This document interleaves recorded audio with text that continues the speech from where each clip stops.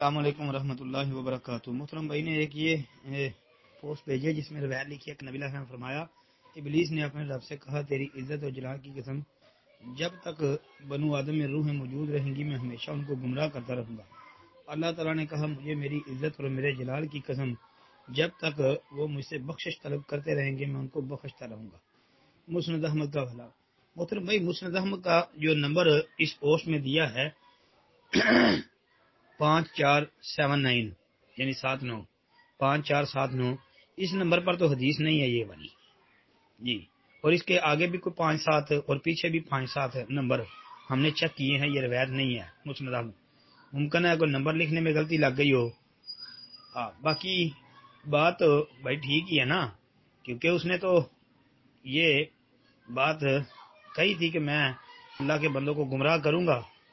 اللہ تعالیٰ نے قرآن میں ذکر کیا نا اس کا کہ اس کو قیامت تک جو ہے وہ مہلت دے دی گئی، قیامت تک۔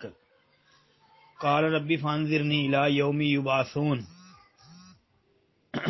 قال فانک من المنظرین الی یوم الوقت المعلوم۔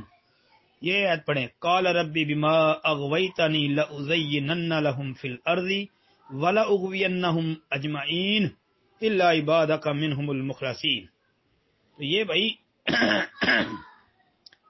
یہ 14ویں پارے کی یہ آیات کا مطالعہ کرے نا تو انشاءاللہ مسئلہ تو واضح ہو جائے گا کہ اس نے کہا تھا کہ میں ہر صورت ان کو گمراہ کر دوں گا، تو وہ اپنے مشن میں لگا ہوا ہے۔ باقی جو اللہ کے خالص بندے ہیں، جو خاص اللہ رب العالمین کی بندگی کرنے والے ہیں، جو صراط مستقیم پر چلنے والے ہیں، ان کے اوپر اللہ کا فضل ہے، وہ اس کے حملوں سے بچے ہوئے ہیں۔ یہ بات تو ٹھیک ہے، باقی اس نمبر پر مسند احمد میں روایت نہیں ہے جی۔ السلام علیکم ورحمۃ اللہ۔